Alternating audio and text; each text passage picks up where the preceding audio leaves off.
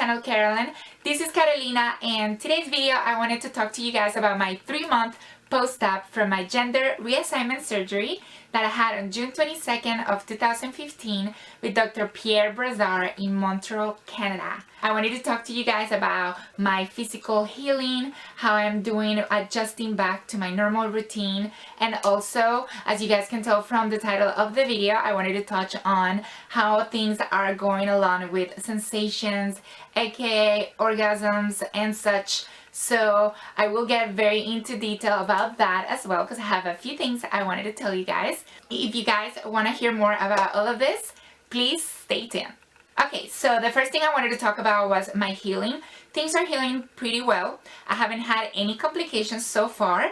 I sometimes have a little bit of bleeding here and there, a little bit of discomfort, but so far everything is healing pretty well.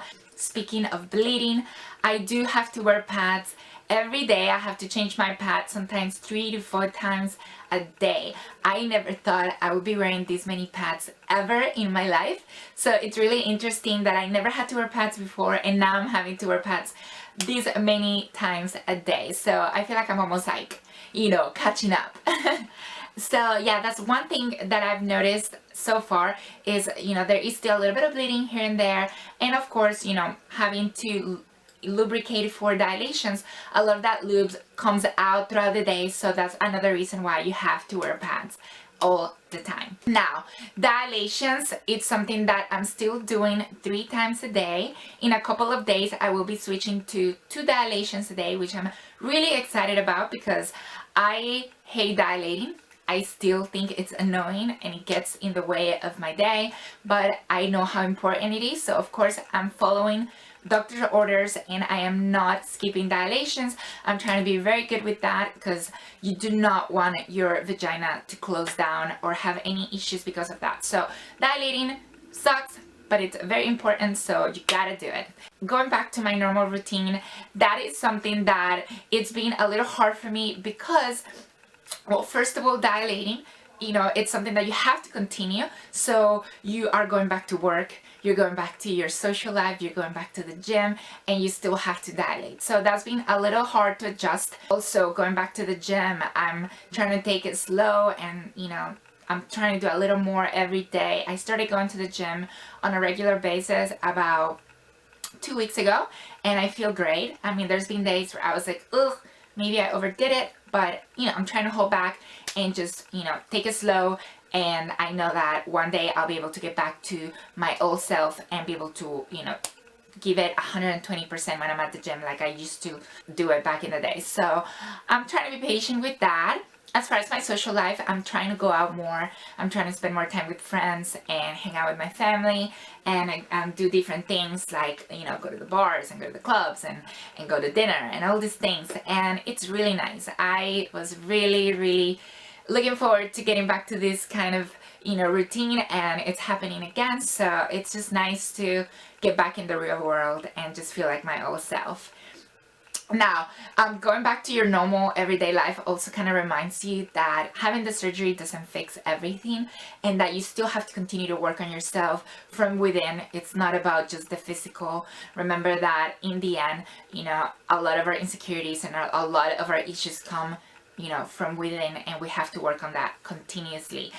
Now, let's talk about the topic that everyone's been waiting for, and that is orgasms and sensations in your vagina. Ugh, I hate talking about stuff like this because I'm not used to, being so open about these things, but I'm gonna tell you guys my story, what happened.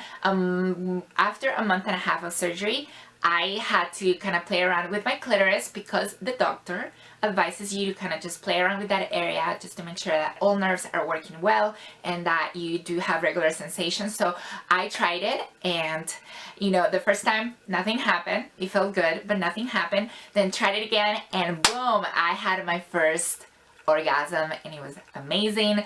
You guys are not gonna believe it, but I was able to reach a full orgasm. It felt great, just as good as it felt before surgery. I was amazed. I did the rub tap tap method and it worked perfectly. I can't believe I'm talking about this.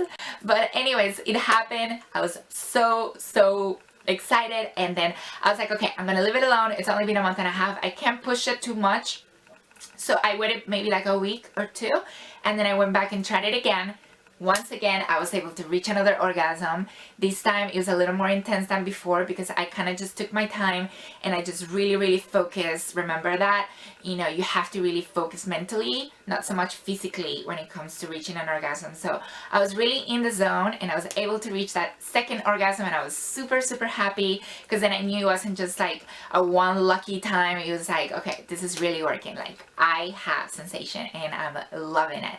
And so I kind of left it alone again, and maybe like 2 more weeks went by, and then finally one day I was having a dream, and in this dream I was kind of just, you know, I don't know, something was happening with this person and I can't really tell who it was. It was just all blurry. It's just one of those dreams where you can't really explain what's going on. I just know that I was in bed, and then soon I'm, you know, in the moment with this person, everything kind of just happened, and then I had an orgasm. I had a freaking wet dream, and I was like, what the hell?